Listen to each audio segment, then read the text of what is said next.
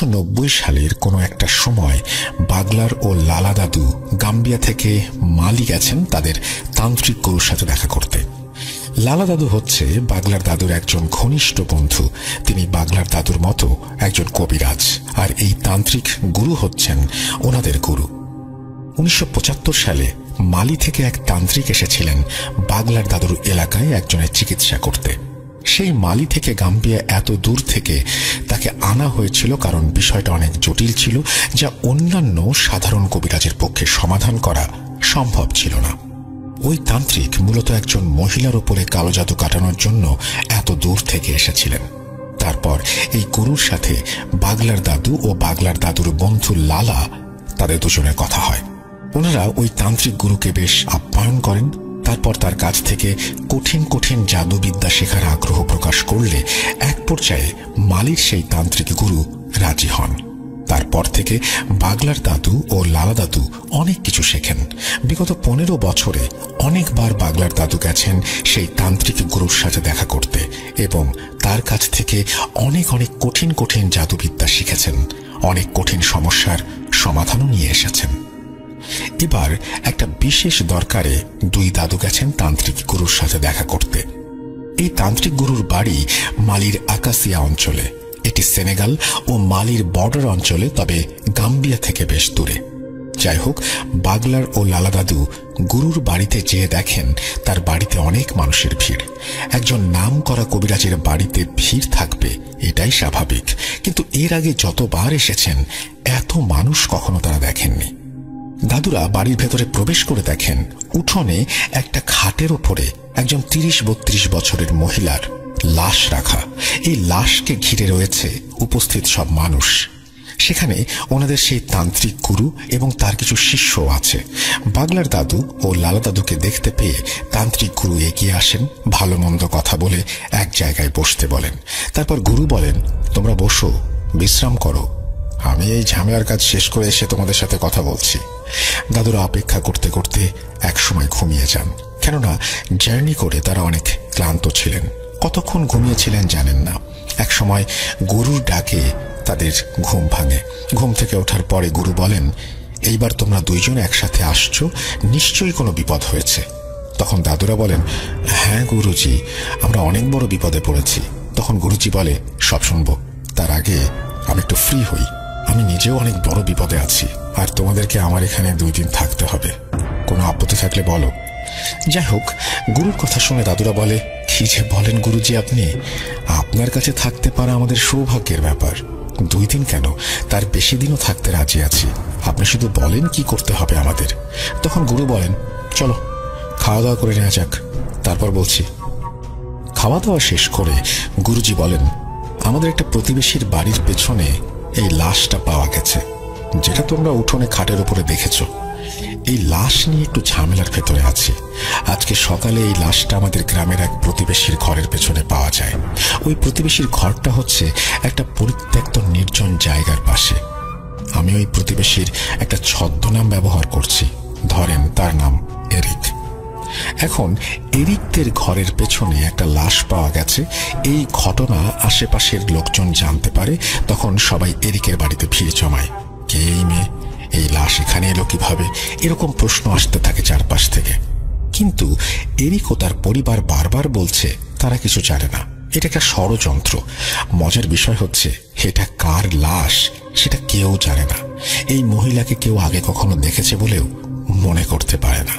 এক পর্যায়ে এলাকাবাসী ও এরিকদের ভেতরে কথা কাটাকাটি শুরু হয়। তারপর শুরু হয় মারামারি। সবাই এরিককে সন্দেহ করে। কিছু যুবক এরিককে মারতে থাকে। খবর পেয়ে আমিও ছুটে গেলাম এরিকদের বাড়িতে। যে দেখি বেচারা বেধড়ক মার খাচ্ছে। আমি যেয়ে সেখানে বাধা দেই, জানতে চাই কি হয়েছে। সবকিছু শোনার পরে আমি ওই মহিলার লাশের কাছে যেয়ে খুব আতঙ্কিত হই। আমি দেখি মেয়েটার চোখের মণি দুটো দিয়ে রক্ত বের হচ্ছে আর গলায় আঙুলের চিহ্ন। তখন আমি উপস্থিত মহিলাদের উদ্দেশ্যে বলি, আচ্ছা তোমরা দেখো তো তার শরীরে কোনো আঘাতের চিহ্ন আছে কিনা। তখন এক মহিলা লাশটাকে ভালো করে দেখে। এক সময় সে বলে, গুরুজি, এই মেয়েকে খুব নির্মমভাবে শ্বাসরোধ করে হত্যা করা হয়েছে। সে সহ্য করতে পারেনি, তাই চোখ নাক মুখ দিয়ে রক্ত বেরিয়ে আসছে।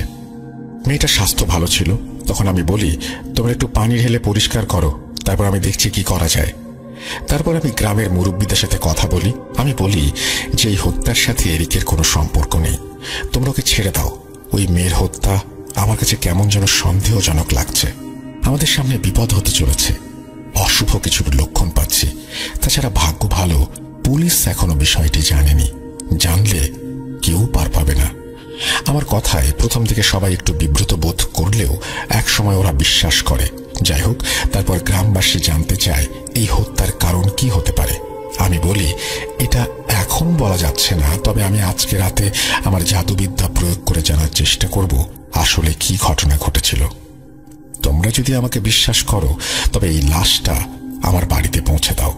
তখন সবাই বলে, গুরুজি, আমরা আপনাকে অবশ্যই বিশ্বাস করি, আর আমাদের বিশ্বাস আপনি পারবেন। তারপর ওরা ধরাধরি করে লাশটা আমার বাড়িতে নিয়ে আসে। এই হচ্ছে আপাতত ঘটনা। এখন আমার তোমাদের থেকে একটা সাহায্য লাগবে। বাগলার দাদু জিজ্ঞাসা করেন, কি সাহায্য গুরুজি? তখন গুরুজি বলেন, আজকে রাতে তোমাদের দুজনকে নিয়ে আমি একটা রিচুয়াল করতে চাই এই লাশের ওপরে। এই রিচুয়ালের মাধ্যমে আমরা জানতে পারবো এই মহিলার পরিচয়, তাকে কে বা কারা হত্যা করেছে, কি উদ্দেশ্য। তখন লালা দাদু আর বাগলার দাদু বলে, এটা তো আত্মা ফেরানো জাদু। গুরুজি বলেন, হ্যাঁ, তোমরা ঠিকই বলেছ। এই জাদুর মাধ্যমে মৃত মানুষের ভেতরে আত্মা ফেরানো যায়, কিন্তু সেটা কিছু সময়ের জন্য। গুরুজি বলছেন, এটা আমি আমার ওস্তাদের কাছ থেকে শিখেছিলাম। আজ রাতে তোমাদের দুজনকে নিয়ে এই জাদু প্রয়োগ করব। এখন তোমরা বিশ্রাম করো, আমি যা যা প্রয়োজন সেগুলো ব্যবস্থা করে আসি। গুরুজি চলে যাওয়ার পরে লালা দাদু বলেন, বাগলার, আমাদের কি সৌভাগ্য, আফ্রিকার ইতিহাসের সবচেয়ে ভয়ানক ও কঠিন জাদু আজকে আমরা শিখব এবং দেখব। বাগলা দাদু বলেন, হ্যাঁ বন্ধু, আজকে আমাদের নতুন অভিজ্ঞতা হতে যাচ্ছে। দুজনে খুব উৎফুল্ল ছিল। অবশেষে বিকেল পেরিয়ে সন্ধ্যা হয়, সন্ধ্যা পেরিয়ে রাত। গুরুজি বলে, এই লাশটাকে আমার ছোট ঘরে, অর্থাৎ যে ঘরে বসে গুরুজি কবিরাজি করেন, সেই ঘরে নেওয়া হোক। বলে রাখা ভালো, আফ্রিকা মহাদেশে যারা এসব কবিরাজি বিদ্যা চর্চা করেন তাদের সবার আলাদা একটা ঘর থাকে। ঘরটা অনেকটা কুঁড়ে ঘরের মতো করে বানানো হয়। যাই হোক, গুরুজির কথা মতো বাড়ির সব সদস্য মিলে লাশটাকে ধরাধরি করে গুরুজির ছোট ঘরে নেওয়া হয়। তখন গুরুজি কিছু জিনিস নিয়ে সেই ঘরে প্রবেশ করেন। তার ভেতরে ছিল সরু দুটো কাঠ, রশি, কিছু ছোট বাটির মতো মাটির পাত্র, একটা বড় মাটির পাত্র, কিছু ছাগলের চর্বি যেগুলো রোদে শুকিয়ে মমের মতো করা হয়েছিল, একটা লাল কাপড়, আর আগুন জ্বালানোর জন্য ছোট ছোট কাঠের টুকরো। গুরুজি প্রথমে লম্বা কাঠ দুটোকে লাশের দুই পাশে রাখেন। তারপর ডান হাত ও ডান পা একটা কাঠের সাথে বেশ শক্ত করে বেঁধে দেন। বাকি কাঠের সাথে বাম পা ও বাম হাত একইভাবে বেঁধে ফেলেন।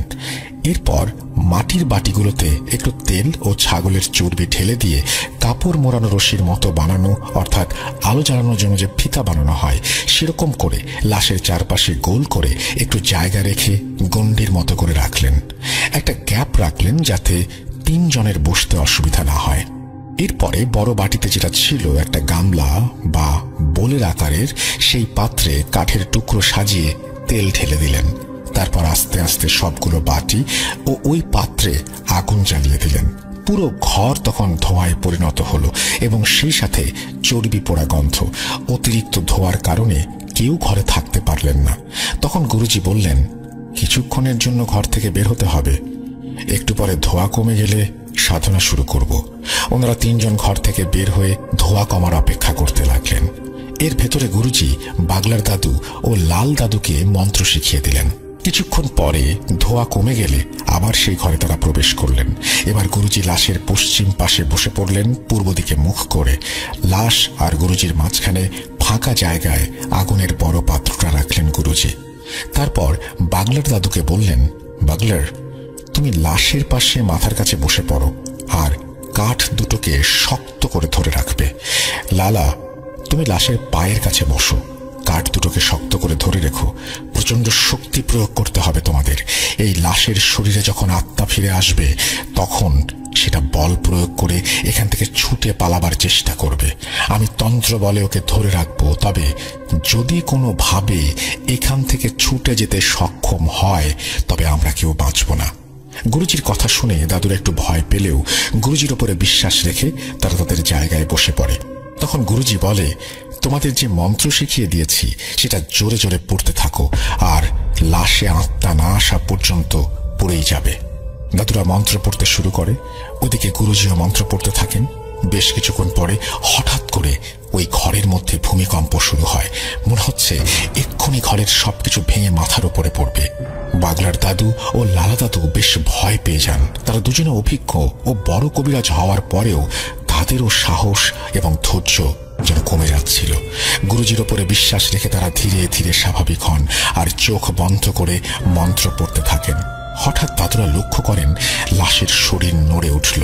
লাশ নড়ে ওঠার সাথে সাথে বাগলার দাদু ও লালা দাদু দুজনে কাঠ দুটোকে দুপাশ থেকে শক্ত করে রাখেন। নড়াচড়া ক্রমেই তীব্র থেকে তীব্রতর হচ্ছে। বাগলার দাদু ও লালা দাদু শরীরের সর্বশক্তি দিয়ে কাঠ দুটোকে ধরে রেখেছেন। এমন সময় গুরুজি আগুনের পাত্রটা নিয়ে উঠে দাঁড়ালেন আর উচ্চ স্বরে মন্ত্র পড়তে পড়তে লাশের চারপাশে ঘুরতে থাকলেন। একটা জিনিস খেয়াল করেন, একটা জ্বলন্ত আগুনের পাত্র যেটা দীর্ঘ সময় জ্বলছে সেটা ধরার সাথে সাথে হাত পুড়ে যাবার কথা, কিন্তু মন্ত্র বলে কিছু হয়নি গুরুজির। তা না হলে উনি সেটা কিভাবে ধরেছেন? এটাই হচ্ছে কালো জাদু। গুরুজি আগুনের পাত্রটা নিয়ে ঘুরতে থাকেন আর মন্ত্র পড়তে থাকেন। এদিকে লাশ ছটফট করতে থাকে এবং চারপাশটা মনে হচ্ছে এখনই লণ্ডভণ্ড হয়ে যাবে। এভাবে চলতে থাকে অনেক সময়, কিন্তু গুরুজি, লালা দাদু ও বাগলার দাদু মন্ত্র পড়া বন্ধ করেননি। তারা উচ্চ স্বরে মন্ত্র পড়তে থাকেন। মন্ত্র পড়ার এক পর্যায়ে লাশটার ছটফটানি থেমে যায় এবং লাশটা কথা বলে ওঠে। যখন লাশটা কথা বলে ওঠে তখন গুরুজি দাঁড়িয়ে যান আর তার মন্ত্র পড়া বন্ধ করে দেন। লাশটা বলে ওঠে, কি রে কবিরাজ, আমাকে কেন ডেকেছিস? এটা শোনার পরে গুরুজি বলেন, তোমার পরিচয় দাও। তখন লাশের ভেতরে থাকা আত্মা বলে ওঠে, আমি তোর কথা শুনতে বাধ্য না। চুকসের দাদুর বর্ণনা অনুযায়ী ওটা ওই লাশের আত্মা ছিল। আমরা মুসলিম, আমরা বিশ্বাস করি মৃত মানুষের আত্মা কখনো ফিরে আসে না। হতে পারে সেটা তার কারেন্ট জিন অথবা কোনো পিশাচ বা অন্য কিছু। যাই হোক, প্রথমে ওই আত্মাটি কথা বলতে রাজি হচ্ছিল না। তারপর বিভিন্নভাবে তাকে বিভিন্ন কায়দায় রাজি করানো হয় এবং এক পর্যায়ে গুরুজি সক্ষম হন।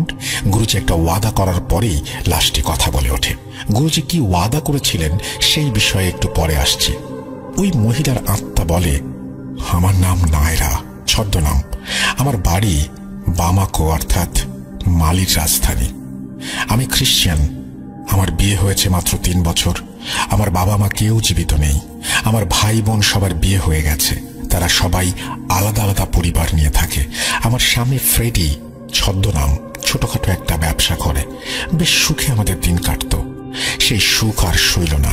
ফ্রেডি অন্য এক নারীর সাথে সম্পর্ক গড়ে তোলে আর আমাকে অবহেলা অবজ্ঞা করতে শুরু করে।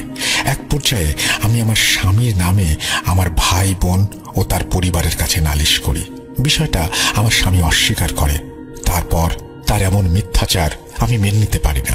আমাদের বাড়িতে আমাদের ভেতরে তুমুল ঝগড়া হয় এবং এক পর্যায়ে আমি তাকে ডিভোর্স দেওয়ার সিদ্ধান্ত নেই আর তাকে জানিয়ে দেই আমি আদালতে দাঁড়াবো তার বিরুদ্ধে। এটা শোনার পরে সে কিছুটা স্বাভাবিক হয়। তারপর তার পরিবার ও আমার পরিবার সবার কাছে সে প্রতিজ্ঞা করে সবকিছু ঠিক হয়ে যাবে। এরপর বেশ কিছুদিন আমার স্বামী আমার সাথে খুব ভালো ব্যবহার করে। তার এমন পরিবর্তন দেখে আমি বেশ খুশি হই। এর প্রায় 1 মাস পরে আমার স্বামী ফ্রেডি আমাকে বলে, তোমাকে নিয়ে অনেক দিন কোথাও ঘুরতে যাওয়া হয় না, চলো কোথাও ঘুরে আসি। আমি খুশি হই। তখন সে বলে আমাদের এই অঞ্চলে যাওয়া উচিত। তারপর সে এই জায়গার কথা বলে। আমিও রাজি হয়ে গেলাম। তারপরে আমার স্বামী আমাকে এই গ্রামে নিয়ে আসে। যেদিন ফ্রেডি আমাকে হত্যা করে সেদিন সন্ধ্যায় ফ্রেডি বলে, তোমাকে একটা জিনিস দেখাবো, চলো যাওয়া যাক। আমিও সরল মনে তার কথায় রাজি হয়ে গেলাম। ফ্রেডি আমাকে হত্যা করার আগে কৌশলে ঘুমের ঔষধ খাওয়ায়। আমার প্রচুর ঘুম পাচ্ছিল। সেটা তাকে বললে সে হোটেলে নেয়ার কথা বলে। কৌশলে এখানে নিয়ে এসে আমাকে গলা টিপে হত্যা করে। তারপর আমার লাশ এখানে ফেলে পালিয়ে যায় আর এভাবে আমার মৃত্যু হয়। মহিলার আত্মার কাছ থেকে তার হত্যাকাণ্ডের ঘটনা শুনে উপস্থিত আমরা সবাই মর্মাহত হই এবং ফ্রেডির ওপরে আমাদের প্রচুর রাগ হয়। নীরবতা ভেঙে গুরুজি নায়রার আত্মাকে বলে, এখন তুমি বলো আমি তোমার জন্য কি করতে পারি। তখন নায়রার আত্মা বলে, আমার এই নির্মম হত্যার বিচার চাই, আর আমার লাশটা আমার ভাই বোনদের কাছে পাঠিয়ে দিলে আমার আত্মা শান্তি পাবে। গুরুজি একটু চিন্তা ভাবনা করে বলে, তোমার স্বামীকে ঈশ্বর অবশ্যই সাজা দেবেন, আমি তার উপরে মরণ বাণ মারব। তার মতো পাপীর বেঁচে থাকার কোনো অধিকার নেই। কিন্তু তোমার লাশ নিয়ে এখন যদি তোমার বাড়িতে যাই তাহলে আমরা বিপদে পড়ে যাব। আইনি ঝামেলা হবে অনেক, যেহেতু তোমার স্বামী তোমাকে হত্যা করেছে তার কোনো সাক্ষী নেই, আর সেটা প্রমাণ করার জন্য আইনি প্রক্রিয়ার ভেতর দিয়ে যেতে হবে। অনেক ঝামেলা হবে, আমাদের গ্রামে নিরীহ মানুষগুলো বিপদে পড়বে, অনেক ভোগান্তি হবে সবার। তার চেয়ে আমরা সবাই মিলে তোমাকে এখানে তোমার ধর্ম অনুযায়ী দাফন করি। আমি তোমাকে কথা দিচ্ছি, ফ্রেডির ওপরে আমি ভয়ঙ্কর কালো জাদু করব, ওকে ভয়ানক মৃত্যু দেব। নায়রার আত্মা প্রথমে রাজি না হলেও অনেক বোঝানোর পরে অবশেষে রাজি হয়। তখন গুরুজি ফ্রেডির ও নায়রার নাম, ঠিকানা, বাবা মায়ের নাম সবকিছু নায়রার আত্মার কাছ থেকে জেনে নেয়। এরপরে গুরুজি নায়রার আত্মাকে নায়রার শরীর থেকে মুক্ত করে দেন। পরের দিন গুরুজি গ্রামের কিছু মুরব্বীকে ডেকে সবকিছু খুলে বললেন। সবাই সবকিছু শুনে বলে, গুরুজি আপনি যেটা ভালো মনে করেন সেটা করেন, আমাদের সবার মতামত আছে। তারপর নায়রাকে স্থানীয় একটি খ্রিস্টান কবরে দাফন করা হয়।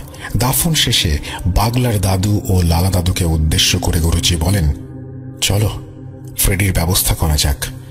বাগলার দাদু জিজ্ঞাসা করে, গুরুজি আপনি কি করতে চান, মানে কোন ধরনের কালো জাদু করতে চান ফ্রেডির ওপরে?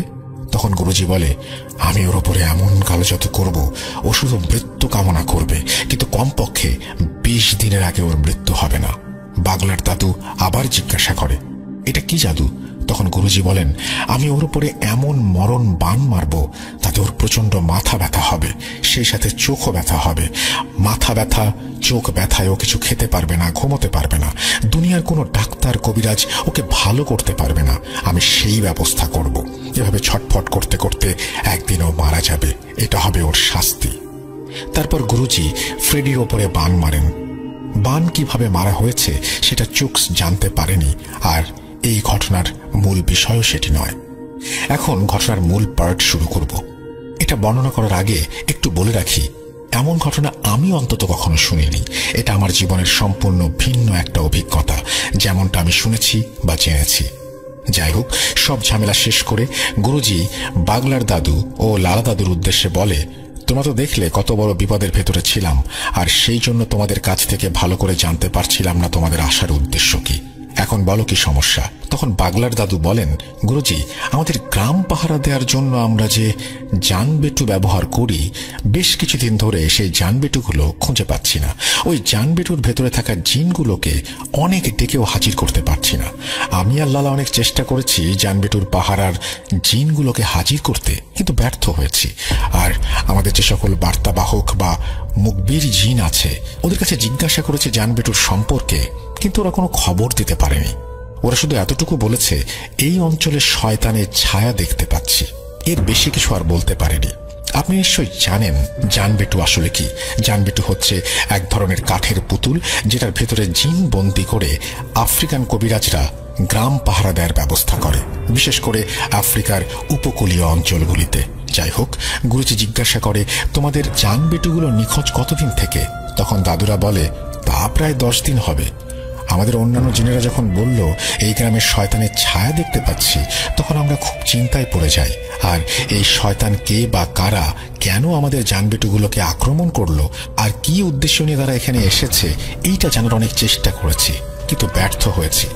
আমাদের অনুগত যত জিন আছে কেউ কোনো সঠিক তথ্য দিতে পারেনি। এরা শুধু এতটুকু বলেছে এই গ্রামে শয়তানি কর্মকাণ্ড করা হচ্ছে, তবে সেটা খুব গোপনে। এই শয়তানগুলো কোনো উদ্দেশ্য নিয়ে এখানে আসছে, আমাদের জিন সেটা বলতে পারেনি। তারা অনেক চেষ্টা করেও কোনো খবর সংগ্রহ করতে পারেনি। জানবেটুগুলো যেহেতু সবসময় এলাকা পাহারা দেওয়ার কাজ করে, তাই ওরা সর্বপ্রথম ওই জানবেটুর ভেতরে থাকা জিনগুলোকে হত্যা করেছে অথবা বন্দি করে নিয়ে গেছে। এর ভেতরে দুটো ঘটনা ঘটে গেছে, যে ঘটনা দুটো নিয়ে পুরো গ্রামের মানুষ আতঙ্কিত। গুরুজি জিজ্ঞেস করলেন, কি সেই ঘটনা? বাগলা দাদু বললেন, জানবেটুগুলো নিখোঁজ হবার 2 দিন পরে আমাদের গ্রামের একটা ছেলে জিয়ান কাজ শেষ করে নদীর পাড় দিয়ে বাড়ি ফিরছিল। এক জায়গায় এসে জিয়ান দেখতে পায় একটু দূরে দুটো অবয়ব দাঁড়িয়ে আছে। এটা দেখে জিয়ান খুব অবাক হয়। জিয়ান আস্তে আস্তে এগোতে থাকে। একটু কাছে আসার পরে জিয়ান বুঝতে পারে ওই অবয়ব দুটো আসলে দুটো মানুষ। তারা কালো কাপড় পরা আর নদীর ভেতরে ঠিক হাঁটু পানিতে দাঁড়িয়ে আছে। আবছা আলোয় জিয়ান লক্ষ্য করে লোক দুটোর হাত দুটোয় দুটো পাত্র দেখা যাচ্ছে। তারা পাত্র দুটো ধরে ওখানে দাঁড়িয়ে আছে। জিয়ান মনে মনে ভাবে এই লোক দুটো কে, আর তারা এই হাঁটু পানির মধ্যে দাঁড়িয়ে কি করছে? চোর না তো আবার? জিয়ান বুদ্ধি করে নদীর পাড়ে থাকা একটা গাছের আড়ালে লুকিয়ে পড়ে আর উঁকি মেরে দেখতে থাকে আসল ঘটনা কি ঘটেছে। জিয়ান দেখে লোক দুটো অজানা ভাষায় কিছু পড়ল, তারপর পাত্রের ভেতরে থাকা তরল কোনো একটা জিনিস নদীর পানিতে ঢেলে দিল। জিয়ান বুঝতে পারে এরা কোনো সাধারণ মানুষ না, এরা নিশ্চয়ই কোনো কবিরাজ বা তান্ত্রিক। জিয়ান লক্ষ্য করে ওই তরল জাতীয় জিনিস যখনই পানিতে ঢেলেছে তখনই ওই জায়গার পানি পাক খেতে শুরু করেছে। তখন ওই কবিরাজ দুটো নদী থেকে কিনারায় উঠে ওই গাছের দিকে আসতে থাকে, যেই গাছের পেছনে জিয়ান লুকিয়েছিল। লোক দুটোকে তার দিকে আসতে দেখে জিয়ান প্রচন্ড ভয় পায়। তখন সে মনে মনে আল্লাহকে ডাকতে শুরু করে। জিয়ান মুসলিম ছিল, সে তার জানা যত দোয়া আছে সব পড়তে থাকে আর মনে মনে আল্লাহকে বলে, হে আল্লাহ, আমার উপরে রহমত করো, লোক দুটোর হাত থেকে আমাকে রক্ষা করো। এক সময় লোক দুটো জিয়ানের অনেকটা কাছে এসে নদীর দিকে মুখ করে দাঁড়িয়ে থাকে। ওদিকে জিয়ান খেয়াল করে নদীর ভেতরে পাক ক্রমেই বেড়ে চলেছে আর সেই পাকের ভেতর থেকে উঠে আসে বিশাল একটা কচ্ছপ। এত বড় কচ্ছপ জিয়ান আগে কখনো দেখেনি। আকারে সেটা একটা মানুষের থেকে দ্বিগুণ হবে আর উচ্চতায় মানুষের সমান। দানবীয় এমন একটা কচ্ছপ দেখে জিয়ান প্রচন্ড ভয় পায়। ওর ইচ্ছে করে একটা চিৎকার দিয়ে এখান থেকে পালিয়ে যেতে, কিন্তু গাছের আড়াল থেকে বেরিয়ে আসার সাথে সাথে সে ধরা পড়ে যাবে সেই ভয়ে আর সেখান থেকে বের হতে পারে না। জিয়ান দেখে কচ্ছপটা ধীরে ধীরে ওই লোক দুটোর কাছে আসছে। কচ্ছপটা ওই লোক দুটোর সামনে এসে থেমে যায়। তারপর জিয়ান যেটা দেখে সেটা দেখার জন্য সে মোটেও প্রস্তুত ছিল না। সে দেখে কচ্ছপটার মাথা বেরিয়ে আসলো, কিন্তু সেটা কোনো কচ্ছপের মাথা না, সেটা একটা মানুষের মাথা। এই মাথাটা অনেক ভয়ঙ্কর এবং বিভৎস। যেটুকু আবছা আলোয় দেখা যায় সে আলোয় জিয়ান দেখে ওর মাথায় চুলগুলো জট বাঁধা, মুখের মাংসগুলো পচন ধরা আর দুই মুখে কাটা কাটা চিহ্ন। মনে হচ্ছে চিহ্নগুলো কেউ ধারালো ছুরি দিয়ে কেটে ফেলেছে। কাটা জায়গায় মাংস বেরিয়ে আসছে, চোখগুলো গোল গোল, চোখের কোটর জোরে গোল কালো দাগ। এমন ভয়ঙ্কর জিনিস দেখে জিয়ানের দম বন্ধ হয়ে যাওয়ার উপক্রম। তার শরীর রীতিমতো কাঁপতে শুরু করে। জিয়ান চিৎকার দিতেও পারে না। জিয়ান তার হাত দিয়ে নিজের মুখ চেপে ধরে। এমন সময় ওই কচ্ছপরূপী জিনটা মানুষের মতো কথা বলে ওঠে। এটা দেখা ও শোনার পর জিয়ান আর নিজেকে ধরে রাখতে পারে না, সে সেখানে অজ্ঞান হয়ে যায়। পরের দিন সকালে গ্রামের কিছু মানুষ জিয়ানকে অজ্ঞান অবস্থায় ওই গাছের নিচে পায়। আমি আর লালা খবর পেয়ে ছুটে যাই জিয়ানকে দেখতে। গিয়ে দেখি মসজিদের ইমাম সাহেব জিয়ানকে ঝাড়ফুঁক করছে। ইমাম সাহেবের চেষ্টায় জিয়ান সুস্থ হয়ে ওঠে। আমি আর লালা ইমাম সাহেবকে জিজ্ঞাসা করি, হুজুর কি হয়েছে, আপনি কি বুঝলেন? ইমাম সাহেব বলেন, অশুভ কর্মকাণ্ডের ইঙ্গিত পাচ্ছি। যাই হোক, জিয়ান একটু সুস্থ হলে সে পুরো ঘটনা খুলে বলে। তখন আমরা বুঝতে পারি আসলে ঘটনা কি ঘটেছে। ইমাম সাহেব বলেন, জিয়ান, খোদা তোমার সাথে ছিল বলে ওই শয়তানের নজর থেকে তুমি বেঁচে গেছো। তুমি দোয়া দরুদ পড়েছিলে বলে ওই শয়তানগুলো তোমাকে দেখতে পায়নি। ওরা যদি তোমাকে দেখতে পারতো তবে তোমাকে ওখানে মেরে ফেলতো। আমরা জিয়ানকে জিজ্ঞেস করি, আচ্ছা জিয়ান, তুমি কি ওই লোক দুটোকে চিনতে পেরেছো? জিয়ান বলে, তাদেরকে চিনি না। যাই হোক, তারপর আমি, লালা, ইমাম সাহেব যার যার জায়গা থেকে চেষ্টা করি সেদিন রাতে কি ঘটেছে সেটা জানার, কিন্তু ব্যর্থ হই। এই ঘটনার 2 দিন পরে লালাদের এক প্রতিবেশীর কন্যা সন্তান নিখোঁজ হয়। বাচ্চার বয়স ছিল 3 মাস। বাড়ির ভেতর থেকে বাচ্চা নিখোঁজ হওয়ার বিষয়টা আমাদের সবাইকে নাড়া দিয়েছে। আমরা সবাই বুঝতে পারছি খুব ভয়ানক কিছুর আবির্ভাব হয়েছে আমাদের এলাকায়। এই রহস্য উদ্ঘাটন ও তার সমাধান করার মতো ক্ষমতা আমাদের এখনো হয়নি। এই জন্য গুরুজি আমাদের এত দূর থেকে আপনার কাছে আসা। কিছু একটা করুন। সবকিছু শুনে গুরুজি বলেন, আচ্ছা, আমি দেখছি কি করা যায়। আজ গভীর রাতে আমি আমার শক্তিশালী এক জাদুকরী মুখবির জিনকে পাঠাবো তোমাদের এলাকায় তথ্য সংগ্রহ করার জন্য। তখন বাগলার দাদু বলে, গুরুজি, আমাদের সকল মুখবির জিন ফেল করেছে, আপনার জিন কি পারবে? তখন গুরুজি মুচকি হেসে বলে, বাগলার, ও হচ্ছে সেই জিন যে স্বয়ং শয়তানের করা মায়াজাল কাটাতে সক্ষম। তোমরা চিন্তা করো না, যাও বিশ্রাম করো। আমি আগে দেখি ওখানে কি হচ্ছে। সেদিন রাতে গুরুজি আসনে বসেন, আমরা দুজন শুয়ে পড়ি। ভোরে গুরুজির ডাকে আমাদের ঘুম ভাঙে। তখন গুরুজি বলে, বাগলার, তোমরা তৈরি হয়ে নাও, আমাদের এক্ষুনি বেরোতে হবে। বাগলা দাদু জিজ্ঞাসা করে, গুরুজি আমরা এখন কোথায় যাচ্ছি? গুরুজি বলেন, কোথায় আবার? তোমাদের এলাকায়। শয়তানের সাথে মোকাবেলা করতে হবে না। গুরুজি আমাদের সাথে যাচ্ছেন শুনে আমি আর লালা তো দারুণ খুশি। তখন গুরুজি বলেন, বাগলার, এই কবিরাজি জীবনে অনেক কিছু দেখেছি, অনেক কিছু শুনেছি। আমার গুরু যিনি ছিলেন উনি আমাকে সবসময় একটা কথা বলতেন, যদি শয়তানের সাথে লড়াই করতে করতে মৃত্যু হয় তবে সেই মৃত্যুতে ঈশ্বর খুশি হন। শয়তানের কাছে কখনো মাথা নত করবে না। এই বৃদ্ধ বয়সে এসে এমন একটা সুযোগ আমি পেয়ে যাব ভাবতে পারিনি। তোমাদের দুজনকে ধন্যবাদ আমার কাছে আসার জন্য। চলো যাওয়া যাক তোমাদের এলাকায়। তাছাড়া অনেক দিন হলো আমার বোনটাকে দেখি না। সমস্যার সমাধান করব, বোনের সাথেও দেখা করব। মালির গুরুজির একজন বোনের বিয়ে হয়েছে গাম্বিয়াতে, অর্থাৎ 1975 সালে এই গ্রামে এসে, অর্থাৎ বোনের বাড়িতে এসে। তখন বাগলা দাদু ও লালা দাদু জিজ্ঞাসা করে, গুরুজি আমাদের এলাকায় কি হচ্ছে সেটা তো বলবেন। গুরুজি বলে, সব যাত্রাপথে বলবো, দেরি করো না, তৈরি হয়ে নাও এক্ষুনি। তারপর ওনারা তিনজন মালি থেকে চুক্সদের এলাকা গাম্বিয়ার দিকে রওনা দেন। যাত্রাপথে গুরুজি সবকিছু খুলে বলেন দুই দাদুকে। গুরুজি বলেন, তোমরা ঘুমানোর পরে আমার সবচেয়ে শক্তিশালী মুখবিরি জিনকে তোমাদের এলাকায় পাঠাই।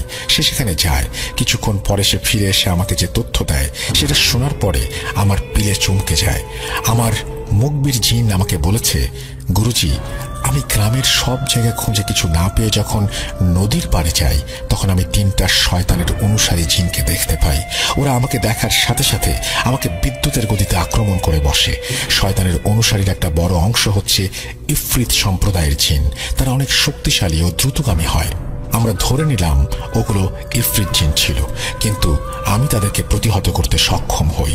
তারপর ওরা পালিয়ে যায়। যাবার সময় আমাকে বলে, আমাদের শয়তানের খোদা ও তার মেয়ে, আমাদের মা তোদের দেখে নেবে। আমি বলি, কে তোদের শয়তানের খোদা, তার মেয়ে? তখন ওরা বলে, আমাদের শয়তানের খোদা আর কেউ নয়, স্বয়ং শয়তান ইবলিশ আর তার মেয়ে নাজালি।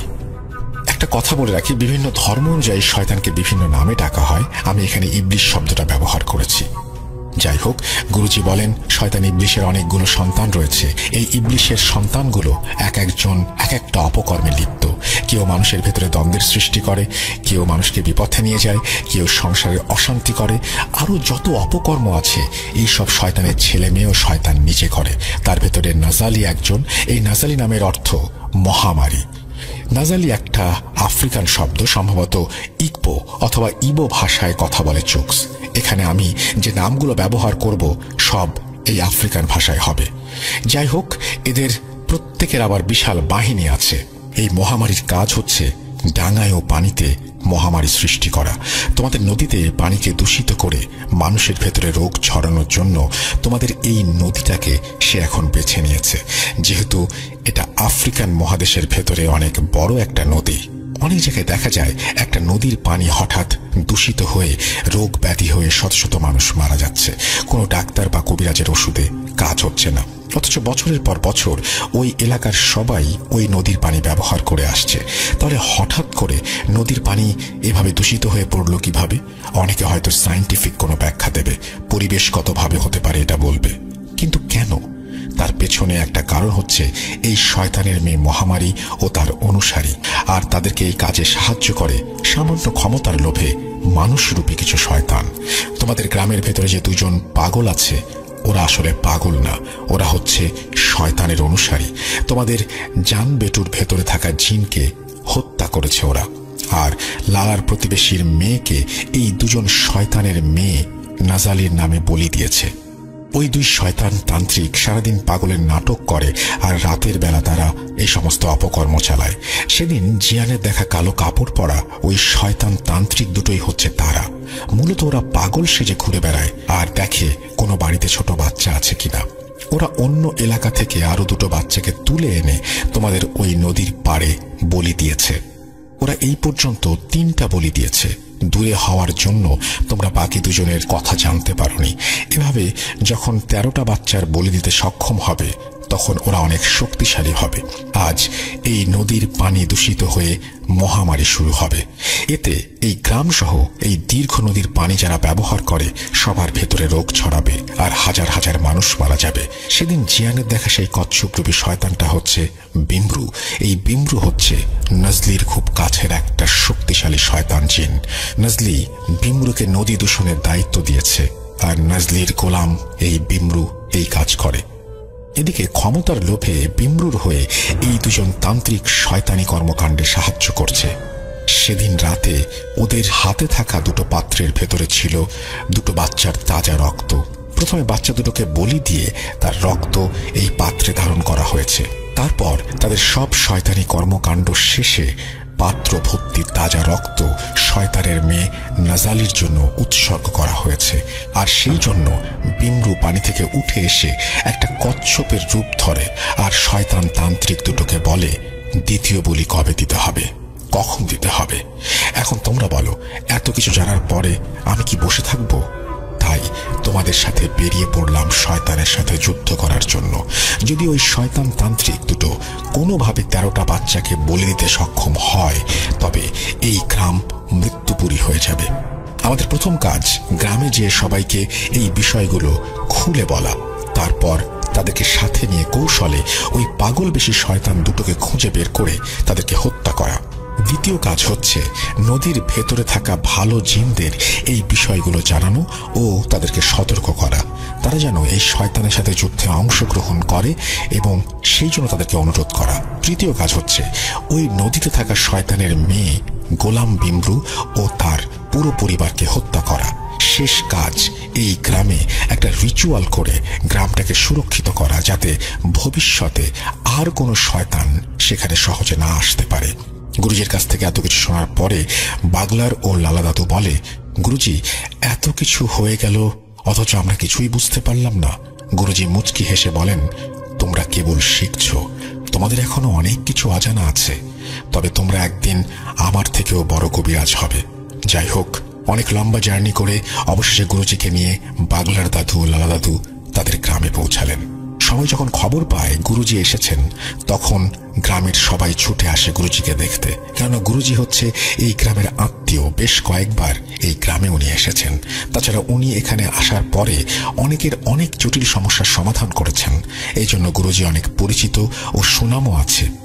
গুরুজি প্রথমে তার বোনের বাড়িতে ওঠে এবং গ্রামের মোড়ল ও সম্মানিত যত লোক আছে সবাইকে খবর দিতে বলে। খবর পেয়ে সবাই চলে আসে গুরুজির কাছে।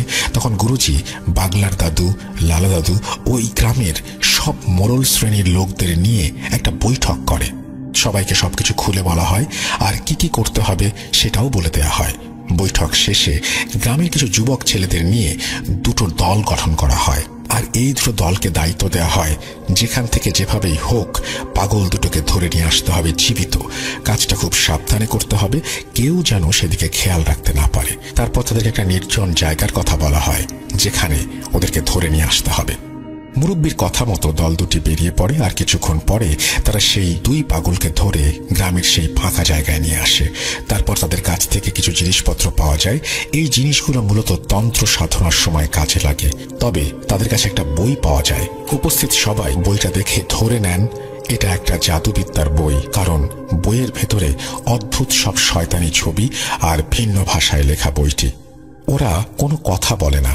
গুরুজি যখন এই বইটি হাতে নিয়েছেন, এক নজর দেখেই সেটা তিনি ছুঁড়ে ফেলে দেন। গুরুজি বলেন, আমার হাত অপবিত্র হয়ে গেল, এটা কিসের বই তোমরা জানো? উপস্থিত সবাই বলে, না।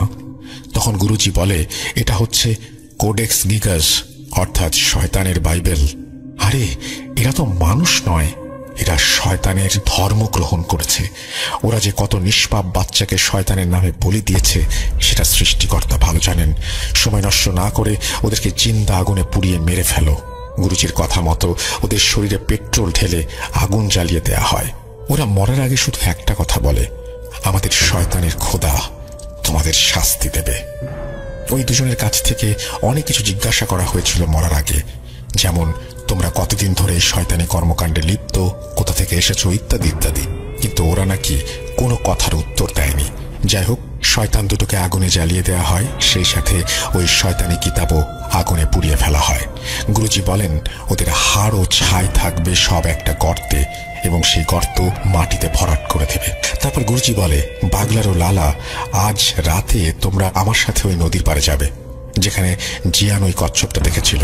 আর নদীর পাড়ে যাবার আগে একটা কাজ করতে হবে, 7টা গাভীর দুধ দহন করতে হবে, একটা পাত্রে করে নিয়ে আসতে হবে সেটাকে, আর শক্ত করে 2টো লাঠির ব্যবস্থা করতে হবে। গুরুজির কথা মতো 7টা গরুর দুধ এক পাত্রে সংগ্রহ করা হয় আর শক্ত 2টো লাঠি। তারপর পাত্রটি গুরুজির হাতে দেয়া হয়। গুরুজি বলেন, এবার চলো নদীর পাড়ে যাওয়া যাক। বাগলার দাদু ও লালা দাদুকে সাথে নিয়ে গুরুজি নদীর সেই জায়গায় যান যেখানে সেই শয়তানটিকে দেখা গিয়েছিল। তারপর গুরুজি বলেন, তোমাদের হাতের লাঠি 2টো আমাকে দাও। লাঠি 2টো নিয়ে গুরুজি মন্ত্র পড়ে তাতে ফু দেন। তারপর গুরুজি বলেন, আমি এখন নদীর ভেতরে যাব, আর আমি যাওয়ার পরে তোমরা 2জন লাঠি হাতে করে দাঁড়িয়ে থাকবে। এখানে কেউ আসার চেষ্টা করবে, কিন্তু যখনই দেখবে তোমাদের হাতে এই মন্ত্র পড়া লাঠি, তখন কেউ আর এখানে আসতে পারবে না। আমি পানি নিচে যাওয়ার পরে কিছু শয়তান পানির ভেতর থেকে ওপরে আসার চেষ্টা করবে, কিন্তু উঠতে পারবে না। আমি পানির ভেতরে শয়তানদের দেখে নেব, আর ওপরের শয়তানদের তোমরা দেখে রাখো।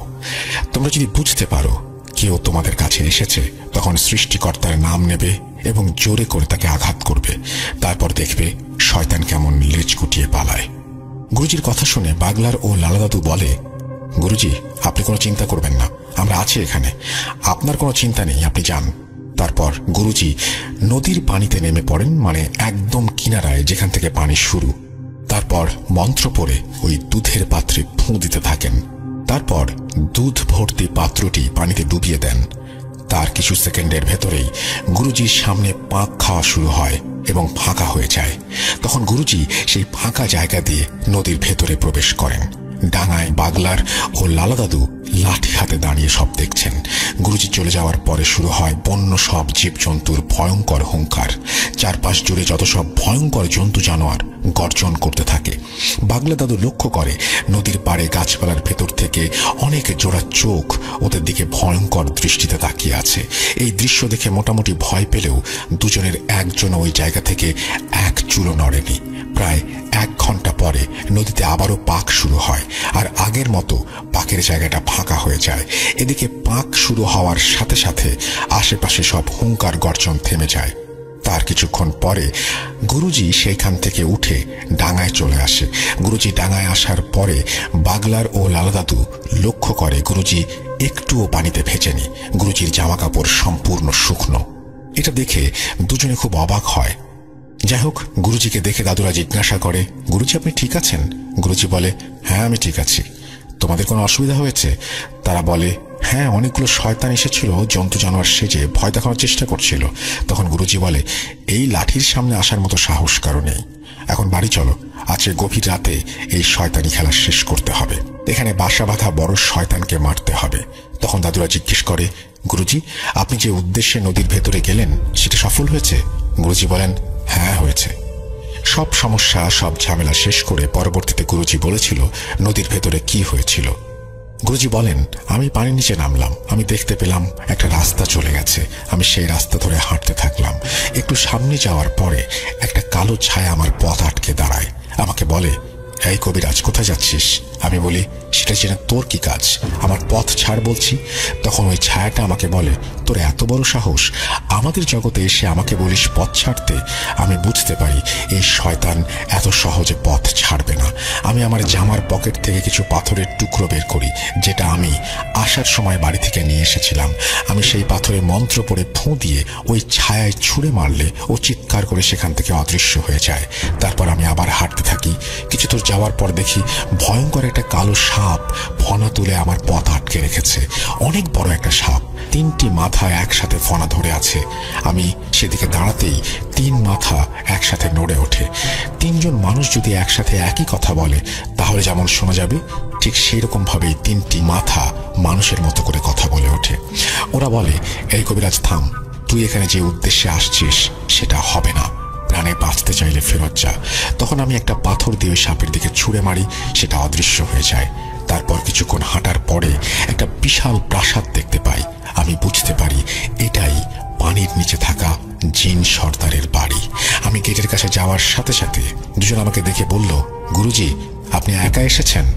আমরা আপনাকে আনতেই যাচ্ছিলাম। আমাদের সর্দার আপনার জন্য অপেক্ষা করছে। প্রাসাদের ভেতরে ঢুকলাম। ভেতরে যেয়ে দেখি সর্দার সেখানে বসে আছে, তার সাথে অনেকে আছে। আমাকে দেখে সর্দার প্রথমে সালাম জানায়, তারপর তার সাথে ভালো মন্দ কথা হয়। তারপর আমরা কাজের কথা এলাম। সর্দার বলে, গুরুজি, আপনার হাড়ি ভর্তি 7টি গরুর দুধের উপহার আমার পছন্দ হয়েছে। আমি কি জানতে পারি আপনি কি জন্য এখানে এসেছেন? তখন আমি সর্দারকে সবকিছু খুলে বলি। সর্দার তার কিছু সংবাদ সংগ্রহকারী গোয়েন্দাকে নিয়োগ করে। তারপর তাদের কাছে জিজ্ঞাসা করে গুরুজি যেটা বলছেন সেটা সত্যি কিনা। ওরা বলে, হ্যাঁ, এখানে কিছু শয়তান আছে, কিন্তু কি অপকর্ম করার জন্য এসেছে সেটা এখন আমরা বুঝতে পারছি না। এই জন্য আপনাকে কোনো তথ্য দিতে পারিনি, আর আমরা নজর রেখেছি ওদের ওপর। তখন ওদেরকে আমি বলি, সর্দার দেখো, তোমাদের জিনদের কোনো দোষ নেই। ওরা এমন মায়াজাল সৃষ্টি করতে পারে যেটা মানুষ তো দূরের কথা, কোনো জিনও ধরতে পারে না।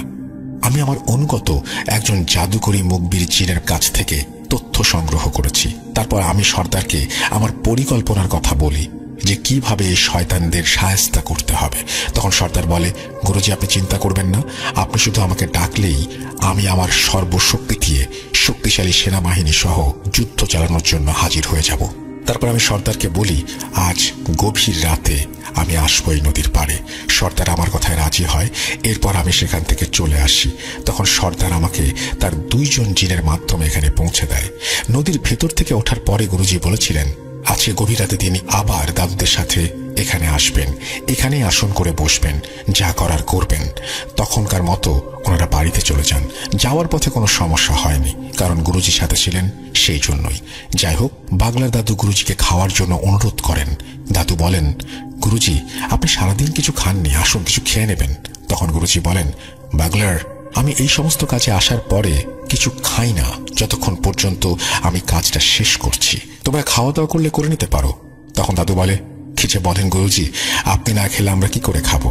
তখন গুরুজি বলে, আমার 2টো জিনিস লাগবে, তোমরা পারবে এই 2টো জিনিস এনে দিতে?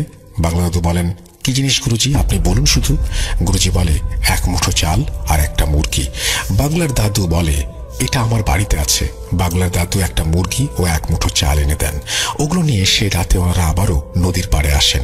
গুরুজি বলেন, তোমরা 2টো বড় পাতা নিয়ে আসো। তখন পাশে থাকা গাছ থেকে বাগলার দাদু 2টো বড় পাতা নিয়ে আসে। গুরুজি বলে, ওই পাতার উপরে চালগুলো 2 ভাগ করে রাখো। সেটাই হয়। তারপর গুরুজি মুরগিটাকে জবাই করে সেই মুরগির রক্ত চালগুলোর উপরে ফেলতে থাকেন। 2টো পাতার উপর রাখা চালের উপরে সমানভাবে রক্ত দিয়ে চালগুলো ভিজিয়ে দেন। তারপর গুরুজি বলেন, যাও, এই চালগুলো নদীতে ভাসিয়ে দিয়ে এসো। ওদিকে গুরুজির কথা মতো দাদুরা চালগুলো নদীতে ভাসিয়ে দিয়ে আবারও গুরুজির কাছে এসে বসে পড়ে।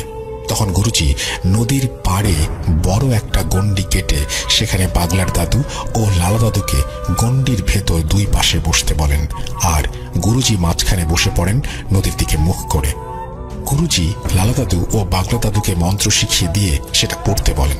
2 পাশে 2 জন মন্ত্র পড়তে থাকে, আর গুরুজি মাঝখানে বসে মন্ত্র পড়ছেন। তারপর তিনি তার পকেট থেকে 3টা পাথর বের করে সেগুলো এক এক করে নদীর দিকে ছুঁড়ে মারেন। পাথর 3টা ছুঁড়ে মারার সাথে সাথে নদীতে আগের মতো পাক খাওয়া শুরু হয়, আর একটু পরে সেই পাকের ভেতর থেকে উঠে আসে জিয়ানের দেখা সেই কচ্ছপ। বাগলা দাদু বলেছিলেন, এই কচ্ছপ নাকি বিশাল এক দানবের মতো। তারপর ধীরে ধীরে ওনাদের 3 জনের দিকে আসতে থাকে সেটি। কচ্ছপটি ওনাদের 3 জনের সামনে এসে থেমে যায়, আর তার মাথার জায়গা থেকে 2টো মানুষের মাথা বেরিয়ে আসে। সেই মাথা দেখতে ভয়ঙ্কর, বিভৎস। তার মাথার চুলগুলো জট বাঁধা, মুখের মাংসে পচন ধরা এবং বিভিন্ন জায়গায় ক্ষত চিহ্ন। মনে হচ্ছে চিহ্নগুলো কেউ ধারালো ছুরি দিয়ে কেটে দিয়েছে। চোখের কোটরে কালো দাগ। এটাই সেই বিমরু। বিমরু বলে, কিরে কবিরাজ, আমাকে কেন ডেকেছিস? কবিরাজ বলে, তোরা যে উদ্দেশ্যে এখানে এসেছিস সেটা করা যাবে না, এখান থেকে চলে যা। তখন বিমরু বলে, তোর এত বড় সাহস, তুই আমাকে হুকুম করিস? তুই জানিস না আমি কে? তখন গুরুজি বলে, হ্যাঁ আমি জানি তুই একটা শয়তান, আর আমি ঈশ্বরের সেবক। তোর মনে কোনো দয়া মায়া নেই। আমি দয়ালু, আমি চাইলে তোকে শাস্তি দিতে পারতাম। তোর কথায় নিষ্পাপ 3টা শিশুকে বলি দিতে হয়েছে। সেই অপরাধে তোকে হত্যা করা আমার পাপের কিছু না। তবুও ভালোই ভালোই বলছি তুই এখান থেকে চলে যা, তা না হলে তোকে হত্যা করতে বাধ্য হব। তখন বিমরু এক পৈশাচিক হাসি হাসতে থাকে, তারপর হাসি থামিয়ে বলে, কবিরাজ, তোর সাহস থাকলে এই গণ্ডির বাইরে এসে কথা বল। তখন গুরুজি হেসে বলে, তোর নাকি অনেক ক্ষমতা, আমার গণ্ডির ভেতরে এসে দেখা। একথা শোনার পরে বিমরুর আগে গড় গড় করতে থাকে। গুরুজি আবারও বলে, শেষবারের মতো তোকে বলছি, এই এলাকা ছেড়ে যাবি কিনা বল। বিমরু বলে, না। তখন গুরুজি বলে, দাগুরা, শয়তানটাকে মেরে ফেল। এই কথা বলার সাথে সাথে পাশের জঙ্গল থেকে এক লাফে কিছু একটা সবার সামনে চলে আসে।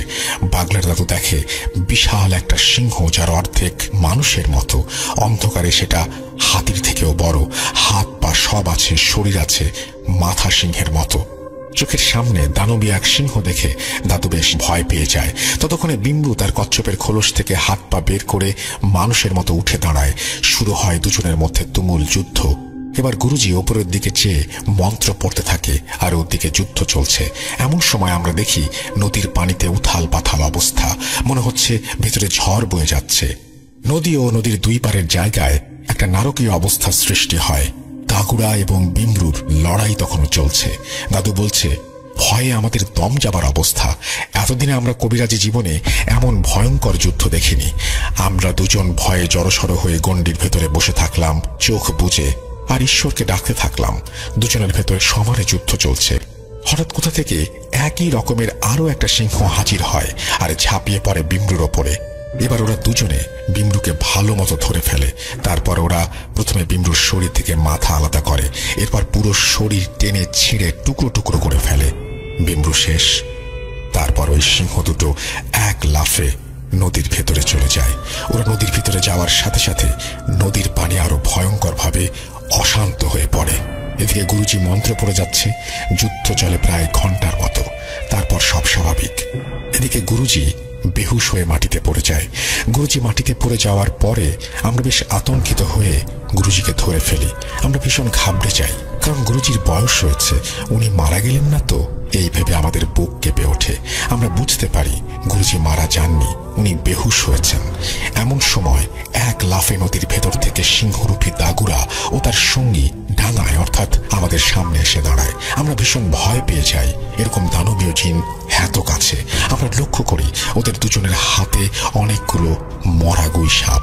তখন ওদের ভেতর থেকে একজন বলে, সব শয়তানগুলোকে হত্যা করা হয়েছে, এখন গুরুজিকে নিয়ে তোমরা বাড়ি চলে যাও। ভোরের আলো ফোটার সাথে সাথে গুরুজির জ্ঞান ফিরে আসবে, ভয়ের কিছু নেই। এই বলে ওরা ওখান থেকে অদৃশ্য হয়ে যায়। আমরা গুরুজিকে ধরাধরি করে বাড়ি নিয়ে আসি, ভোরের জন্য অপেক্ষা করি। অবশ্যই ভোরের আলো ফুটতেই গুরুজির জ্ঞান ফিরে আসে। সবকিছু স্বাভাবিক হলে গুরুজি গোসল করেন। তারপর আমরা সবাই গোসল করে একসাথে খাওয়া দাওয়া করি। পরবর্তীতে জানতে চাই গুরুজির কাছে গুরুজি কেন অজ্ঞান হয়ে পড়লেন। গুরুজি এক ভয়ঙ্কর তথ্য দেন, যেটা শুনে আমরা ভীষণ ভয় পেয়ে যাই এবং অবাক হই। আসলে সেই রাতে কি হয়েছিল যেটা দাদুর এখনো অজানা রয়ে গেছে। এখন বলছি সেই ঘটনা, তবে তার আগে চলে যাই সেই রাতে, যে রাতে গুরুজি তার সংবাদ সংগ্রহকারী জিনকে পাঠালেন এখানে কি কি হচ্ছে সেটা দেখার জন্য। সেরাতে গুরুজি ওনার সংবাদ সংগ্রহকারী জিনের সাথে কথা বলার পরে তার শক্তিশালী জিন বন্ধু দাগুরাকে ডাকেন। দাগুরা শব্দের অর্থ সিংহ পুরুষ। এই দাগুরা জিনদের ভেতরে যত জাতের জিন আছে তার ভেতরে সবচেয়ে শক্তিশালী। শুধু তাই নয়, দাগুরা হচ্ছে জিনদের সর্দারদের সর্দার, অর্থাৎ জিনদের ভেতরে অনেক জাতি আছে আর প্রত্যেক জাতি ও গোত্রের একজন সর্দার থাকে, আর এই সব সর্দারদের সর্দার হচ্ছে দাগুরা। দাগুরা এত শক্তিশালী যে সে একা লক্ষ লক্ষ জিনের সাথে লড়াই করতে পারে। তার রয়েছে বিশাল এক জিন সেনাবাহিনী, আর এই দাগুরা জিন খুবই ধার্মিক ও ন্যায়পরায়ণ। সে নিজেকে সবসময় অন্যায় থেকে দূরে রাখার চেষ্টা করে, আর অন্যায়ের বিরুদ্ধে প্রতিবাদ করাই তার কাজ। সে কয়েক হাজার বার শয়তানের সাথে যুদ্ধ করেছে। প্রশ্ন উঠতে পারে, শয়তান তো অমর, শয়তানের মৃত্যু নেই, তবে একজন জিন হয়ে শয়তানের সাথে কিভাবে যুদ্ধ করে? হ্যাঁ, শয়তানের মৃত্যু নেই, তবে শয়তান কখনো সরাসরি মানে প্র্যাকটিক্যালি কোনো কিছু করতে পারে না। এই যেমন মানুষ বলি দেয়া, হত্যা করা, মহামারী ছড়ানো ইত্যাদি ইত্যাদি। শয়তান যেটা করতে পারে সে পরামর্শ দিতে পারে এবং মানুষ এবং জিনকে ধোঁকা দিতে পারে। শয়তান এই ধরনের কর্মকাণ্ডগুলো পরিচালনা করে মাত্র। সেগুলো মানুষের দ্বারাই কার্যকরী হয়। এই বিমরু হচ্ছে অনেক শক্তিশালী, ধূর্ত, চালাক ও নিষ্ঠুর শ্রেণীর ইফরিত জিন। সে প্রায় 2000 বছর ধরে শয়তানের সান্নিধ্যে থেকে বিভিন্ন সময়ে বিভিন্ন অপকর্মে লিপ্ত ছিল। সে সমুদ্রের তলদেশ থেকে তার শয়তানি আখড়া গেড়ে বসে, আর বহুদিন ধরে এই সমুদ্র পথে চলার সময় অনেক জাহাজ সে ডুবিয়ে দিয়েছে আর জাহাজে থাকা নাবিকদের হত্যা করেছে। এভাবে সে হাজার হাজার মানুষের প্রাণ নিয়েছে। আপনারা হয়তো দ্য ডেভিল সির নাম শুনেছেন। এই যে ডেভিল সি, যেখানে রহস্যজনকভাবে জাহাজ হারিয়ে যায়, পানিতে ডুবে যায়, আরো অনেক কিছু আছে যেগুলো বর্ণনা করে ঘটনাকে আর বড় করতে চাই না। তবে এই বিমরু চরিত্র ও পূর্বের কার্যকলাপের সাথে ডেভিল সির কোনো যোগসূত্র থাকতে পারে। যাই হোক, এই নদীতে আসার আগে শয়তানের মেয়ে নাজালির সাথে তার সাক্ষাৎ হয়। নাজালি তার কাজে সন্তুষ্ট হয়ে তাকে একটা দায়িত্ব দেয়। তখন নাজালি বিমরুকে বলে, যাও, মানুষের ভেতরে মহামারী ছড়িয়ে দাও, হাজার হাজার নিষ্পাপ লোকের প্রাণ নিয়ে নাও। মূলত নাজালি তাকে এখানে পাঠিয়েছে মহামারী ছড়ানোর জন্য। একবার সেই কাজে সফলতা অর্জন করতে পারলে রোগ ব্যাধিতে আক্রান্ত হয়ে হাজার হাজার মানুষের জীবন চলে যাবে। এতে শয়তানের মেয়ে খুশি হয়ে আরো তাকে শক্তিশালী করে দেবে। এই পুরো ব্যাপারগুলো যখন আমি জানতে পারি, তখন আমি এই জিন বন্ধু দাগুরাকে স্মরণ করি, কারণ আমি জানি নির্দিষ্ট প্রক্রিয়া ছাড়া এই জিন কারো ডাকে সাড়া দেয় না। যাই হোক, সেটাতে আমার ডাকে সাড়া দিয়ে দাগুরা হাজির হয়। তারপর আমি তাকে সবকিছু খুলে বলি। শুনে দাগুরা প্রচন্ড রেগে যায় আর বলে, আগামীকাল সেখানে যাও, আমি সব সময় তোমার সাথে থাকবো আর সময় মতো আমি তাকে হত্যা করব। তারপর দাগুরা আমাকে সবকিছু বুঝিয়ে দেয় কিভাবে কি করতে হবে। এই সবকিছুর প্ল্যান মাস্টার দাগুরা নিজে। একজনকে সহজে হত্যা করা যায় না, তাকে ভালো হওয়ার সুযোগ দিতে হয়, তার পাপের প্রায়শ্চিত্ত করার সুযোগ দিতে হয়। সেই জন্য দাগুরা আমাকে বলেছিল, তুমি প্রথমে তাকে বলবে সেখান থেকে চলে যেতে।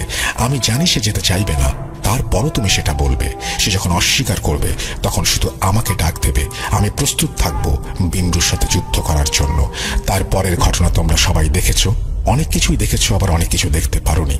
বাগলা দাদু জিজ্ঞেস করলো, গুরুজি, আমরা কি দেখিনি? তখন গুরুজি বলে, আমরা যখন মুরগিটি জবাই করে রক্তের সাথে চাল মিশিয়ে নদীতে ভাসিয়ে দিলাম, এটা ছিল রিচুয়ালের একটা অংশ। মূলত সেখান থেকেই শুরু হয় যুদ্ধের প্রস্তুতি। ওদিকে পানির সর্দার বুঝতে পারে সময় এসে গেছে যুদ্ধের। সে তার সেনাবাহিনী নিয়ে প্রস্তুত হচ্ছিল। যখন বিমরু আমাদের সামনে আসে, ঠিক তখন দাগুরা তার সেনাবাহিনী নিয়ে আকাশে লুকিয়েছিল। দাগুরা তার সেনাপতিকে দায়িত্ব দিয়ে নিজে জমিনে নেমে আসে বিমরুর সাথে লড়াই করার জন্য। তোমরা কি জানো, যুদ্ধ শুধু ডাঙা এবং পানিতে হয়নি, যুদ্ধ আকাশেও হয়েছে। বিমরুর বিপদ বুঝতে পেরে হাজার হাজার শয়তানের অনুসারীরা এসেছিল বিমরুকে বাঁচানোর জন্য এবং তার হয়ে যুদ্ধ করার জন্য। কিন্তু ততক্ষণে আমি মন্ত্র বলে একটা বলয় সৃষ্টি করি। সেই বলয় ভেদ করে ওই শয়তানগুলো নিচে আসতে পারেনি। আমি এমন কঠিন ও লম্বা লম্বা মন্ত্র পাঠ করেছি, যা পাঠ করতে আমার নিঃশ্বাস বন্ধ হয়ে যাচ্ছিল। শয়তানগুলো ওপর থেকে আমার উপরে প্রভাব বিস্তার করার চেষ্টা করছিল। আর যদি একবার আমি ভুল করতাম আর আমার এই বলয় ভেঙে যেত, তবে আমরা সবাই মারা যেতাম। ওই শয়তানগুলো নিচে নেমে আসতে সক্ষম হতো আমার মন্ত্র বলে, এবং দাগুরার সেনাপতি ও তার সৈন্যবাহিনীর আক্রমণের ওপরে শয়তান জিনগুলো ওখানেই মারা যায়। আমি চেয়ে চেয়ে দেখেছি আর মন্ত্র পড়েছি। দাগুরার সেনাপতি যখন দেখে দাগুরা একা পেরে উঠছে না বিমরুর সাথে, তখন সে তার সৈন্যদের ওখানে দায়িত্ব দিয়ে দাগুরার কাছে চলে আসে। আর এই দুজনের শক্তির কাছে বিমরু পরাজিত হয়। বিমরুকে হত্যা করার পরে দাগুরা এবং তার সেনাপতি চলে যায় নদীর ভেতরে বাকি শয়তানগুলোকে হত্যা করার জন্য। তারপর আমি অজ্ঞান হয়ে যাই। অবশ্য ততক্ষণে সব শয়তানগুলোকে হত্যা করা হয়ে গেছে। তবে দুঃখের বিষয় এটা, এই যুদ্ধে পানির নিচে থাকা বেশ কিছু ভালো জিন ও দাগুরার কিছু সৈন্য নিহত হয়েছে। আর এভাবেই একটা ভয়ঙ্কর শয়তানি বাহিনীকে দাগুরা এবং পানির নিচের সর্দার পরাস্ত করে এবং তাদের সবাইকে মেরে ফেলতে সক্ষম হয় দাগুরা এবং সেনাবাহিনীর হাতে। তোমরা যে গুই সাপগুলো দেখেছো, ওগুলো সব মৃত শয়তানের অনুসারী। তো এটাই ছিল মূল ঘটনা, যার অনেক কিছু তোমরা জানো না। গুরুজির কাছে সবকিছু শোনার পরে দাদুরা বেশ অবাক হন এবং গুরুজির অনেক প্রশংসা করতে থাকেন। আর দাদুরা দুঃখ প্রকাশ করেন সেই সমস্ত জিনদের জন্য যাদের রক্ষা করা সম্ভব হয়নি। এরপর গুরুজি এই গ্রামটা পুরোপুরি বন্ধ করে দেন। সেবার গুরুজি 4-5 দিন ছিলেন তার বোনের বাড়ি। আপ্যায়নের কোনো কমতি ছিল না তার। গ্রামের প্রত্যেকটা মানুষ গুরুজির কাছে কৃতজ্ঞ। গুরুজির এই 4-5 দিনে বাগলার দাদুরা অনেক কিছু শেখেন গুরুজির কাছ থেকে। এরপরেও বেশ কয়েকবার বাগলার দাদু গেছেন গুরুজির বাড়ি। তবে এটাই ছিল গুরুজির শেষবারের মতো আসা মালি থেকে গাম্বিয়া। গুরুজি এখন আর জীবিত নেই, তবে গাম্বিয়ার প্রবীণদের কাছে গুরুজি এখনো এক মহানায়ক। ওনার মতো কবিরাজ আফ্রিকা মহাদেশে খুব কম ছিল। আপনারা সবাই জানেন আমার ছেলেটা অনেক দিন ধরে বসন্ত রোগে আক্রান্ত। সে গত রাতে মারা গেছে। রাত বেশি হয়, কাউকে ডাকতে পারিনি এবং আমি অনেক কান্নাকাটি করছিলাম। মধ্যরাতে দেখি সর্দার সাহেব আমার বাসায় আসছে এবং দরজা খুলতে বলছে। এসে বলতে শুরু করলো, তোমার ছেলের মৃত্যুর খবর পেয়ে এসেছি। আমার মাথায় তখন আর কোনো কিছু কাজ করছিল না, তাই ওনাকে ঘরে আসতে দিলাম। কিছু সময় কেটে যাবার পর উনি বলতে লাগলো, রাত অনেক হয়েছে, কালকে তোমার ছেলের দাফন কাফন করতে হবে, অনেক কাজ বাকি আছে। তার চেয়ে বরং আমি লাশের পাশে থাকি, তুমি একটু বিশ্রাম করো। আমি বললাম, না সমস্যা নেই, আমি আছি, কালকে সকালে সকালে অনেক কাজ, তুমি একটু বিশ্রাম করো। উনি জোরাজুরি করতে লাগলেন। আমি অন্য রুমে গিয়ে শুয়ে পড়লাম সেই জোরাজুরির কারণে। অনেক চেষ্টা করেও ঘুমাতে পারিনি একটুও। কিছুক্ষণ পর খেয়াল করলাম উনি এদিক সেদিক করছেন। আরও কিছু সময় কেটে যাওয়ার পর দেখি উনি আমার দিকে আসছেন এবং আমি ঘুমিয়ে গেছি কিনা সেটা দেখছেন। আমি ঘুমের ভান করে থাকলাম। দেখছি উনি কিচেনের দিকে যাচ্ছেন। আমি ওনার পেছন পেছন গেলাম যাতে উনি বুঝতে না পারেন। দেখি উনি কিচেনে কি যেন খোঁজাখুঁজি করছেন। দেখি হাতে লবণ নিয়ে আসছেন। আমি আবার শুয়ে পড়লাম। লবণগুলো নিয়ে আমার ছেলের পাশে বসলো। আমার বুঝতে বাকি রইল না এটা কি ছিল, তাই কিচেন থেকে বড় দা নিয়ে আসলাম। এক পাশে দেখতে লাগলাম উনি কি করে। আমার ছেলের গায়ে আঘাত করতে শুরু করলো এবং আমার ছেলের গা থেকে মাংস খেতে শুরু করলো। আমি দা নিয়ে ওনার দিকে তেড়ে আসলাম, ওনাকে আঘাত করলাম। আঘাত করার সাথে সাথে দেখি উনি একটা ভয়ঙ্কর রূপ ধারণ করলো। ভয়ঙ্কর লোমে ভরা তার শরীর। এত ভয়ঙ্কর চেহারা আমি জীবনে কখনো দেখিনি। তা সে আমাকে হামলা করতে চেষ্টা করছে। ওনাকে দা দিয়ে আমি আঘাত করছি, সঙ্গে সঙ্গে দরজা খুলে বের হয়ে যাই এবং খুব ভয়ঙ্কর ভাবে চিৎকার করতে থাকি। ওনার সাথে যুদ্ধ করতে করতে কখন যে ফজরের আজান দিয়ে দিয়েছে আমি জানি না। দেখি হঠাৎ সব চুপ হয়ে গেছে। আমার তান্ত্রিক বিদ্যা জানা ছিল, তাই আমাদের কিছু করতে পারেনি। একটা ব্যাপার, সকালে সে লাশটাকে দাফন করে ফেললো। এরপরে মহিলা কোথায় গেছে কেউ দেখেনি। এরপর প্রায় 10 বছর পরে সেই চৌধুরী বাড়িতে একটা বিবাহ অনুষ্ঠান হয়েছে। সবার মতো আমরাও বিবাহতে গিয়েছিলাম। মেহেদি রাতে অনেক ধুমধাম করে আয়োজন চলছিল। মধ্যরাত্রে আমি একটু ঘুমিয়ে গিয়েছিলাম। যখন ঘুম ভাঙে দেখি সবাই আমাকে রেখে চলে গেছে। আমি দেখছিলাম আমার বাড়ির আশেপাশের কেউ আছে কিনা। দেখি কেউ নেই, তাই একা যাওয়ার সিদ্ধান্ত নিলাম। সবাই আমাকে রাতে যেতে বারণ করছিল। আমি কারো কথা না শুনে যেতে শুরু করলাম। মনে মনে ভাবলাম 5 মিনিটের রাস্তা, এমন কি আর হবে। বিবাহ বাড়িতে তো মাইকের আওয়াজ ছিল, তাই ভয় করছিল না। আমি যখন হাঁটা শুরু করলাম, কিছু দূর যাওয়ার পরে দেখি আমার পেছন পেছন কেউ আসছে। পেছনে ফিরে দেখি কেউ নেই। আমি আবার হাঁটতে শুরু করলাম। এবার আওয়াজ হচ্ছে কোথাও থেকে। এবার পেছন ফিরে যা দেখি তা দেখার জন্য আমি মোটেও প্রস্তুত ছিলাম না। দেখি 2টা রাজহাঁস আমাকে পেছন থেকে তাড়া করছে। আমিও দৌড়াতে শুরু করলাম এবং চিৎকার করতে শুরু করলাম। দৌড়াতে দৌড়াতে বাড়ির উঠোনের সামনে এসে জ্ঞান হারালাম। যখন জ্ঞান ফেরে তখন দেখি আমি বাড়িতে শুয়ে আছি আর সকাল হয়ে গেছে। আমার মা জিজ্ঞেস করলো কি হয়েছে কালকে। আমি রাতের সব ঘটনা খুলে বললাম। আমার মা রাতে না ফেরাতে খুব চিন্তা করছিল আর ঘুম আসছিল না তার। আমার চিৎকার শুনে আমার বাবা বের হলো বাসা থেকে এবং আমাকে দেখতে পায় সে। পরে একটা হুজুরের কাছে আমাকে নিয়ে যাওয়া হয়। হুজুর ঝাড়ফুঁক করে বলে খুব খারাপ একটা জিন নাকি আমার পেছনে নিয়েছিল। আমার মা বাবা বাইরে যাওয়াতে কিছু করতে পারেনি।